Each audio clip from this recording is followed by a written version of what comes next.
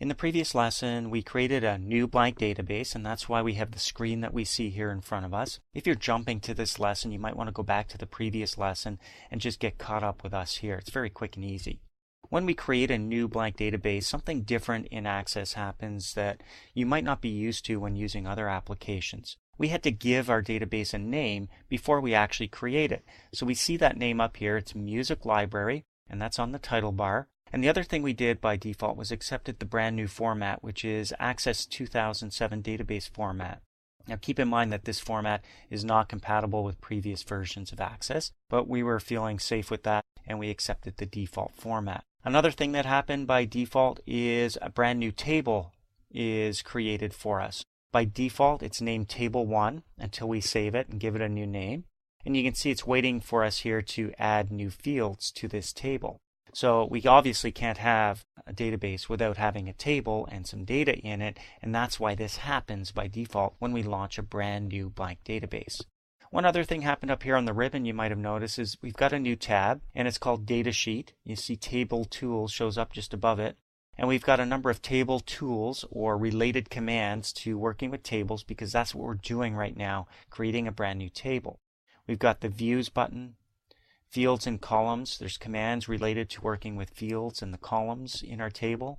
We've got another section here for choosing data types and formatting our fields. We're going to get into that shortly. We even have a relationship section that we're going to talk about a little bit later on in this title. So right now let's get back to creating our brand new table.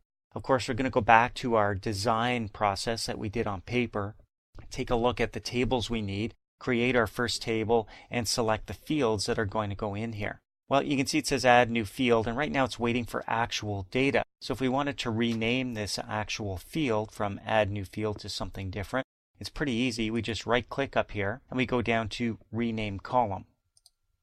So our first column we actually want to call the album title. So I'm going to type in album title. And when I hit enter, you can see automatically a new column is created for me where I can insert another new column name. And this is the field, so we're going to go down to artist, and this is all from our paper design. The next one, rating. Then we're going to put in condition, the location of the album. Each time I'm pressing enter to move on to the next, and the media that it's stored on. Okay, so we don't need this extra column, so when I hit enter, it's waiting for me to type in a name, but I don't need that. Over here where it says ID, I'm going to right click, and I'm going to rename this column. I'm just going to add a little bit to it. This is going to be our album ID. And I'm going to hit enter. So there we go. Now it's waiting for us to actually enter some data. So a new album ID, a title, artist, etc. But before I start doing that, I want to think about what's going into each of these fields. And you can see by default, if I look up here under data type and formatting and with album ID highlighted, the data type by default is set to auto number. So if I want the numbers to show up here automatically as I add new albums just to number them for me, I know that I'm not going to get any duplicates. So every album ID is going to be unique, which is what I need. And then I can just start entering the rest of the data without worrying about choosing numbers to show up for my ID. I'm going to leave it at auto number. Take a look at some of the other options. It could be text, a memo field, which allows me to put in more text than a text field. It could be numeric, where I'd enter numbers. Keep in mind when you put in numbers, they're usually numbers that you're going to use in a calculation as opposed to things like phone numbers or ID numbers. It could be dates and times. It could be money, currency. It could be a logical field, which is a yes or a no. It could even be a hyperlink. So we're going to leave it at auto number, and the other thing that's important is that because this is going to be our primary key and it has to be unique, we want this checked off over here, which is the unique box. Is it required? Well, yes it is, but we don't need to check that off because it's a primary key, so every one of our records is going to have something in that field. The other formatting buttons relate to the actual numbers that might go in there, but we're going to leave it just as is. It's now time to save this, even though we haven't entered any records. It might be a good idea to save what we've done so far. I'm going to go up to my quick access tool. That's short for going to the office button and choosing save from there. And I'm going to click the save button. And you can see by default the name table 1 does show up. But of course I want to call this something different. This is my album table.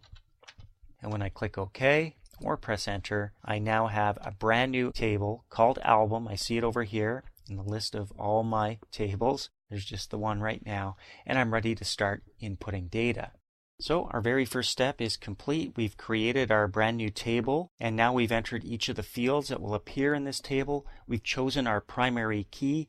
We've even chosen some formatting. We can go through the rest of these fields deciding on their formatting. Look what happens when I click on each of these columns. You can see the default data type that is assigned to them. The album title is by default a text field.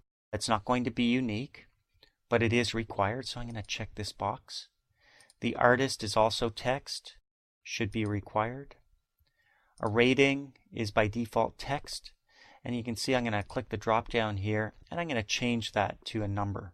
So I'm going to have a number rating, and I'm not going to do anything else. It's not unique, it's not required, but it is going to be a number.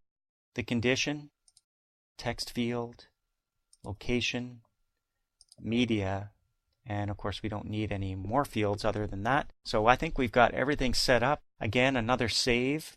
It's going to save or update our changes if we've made any.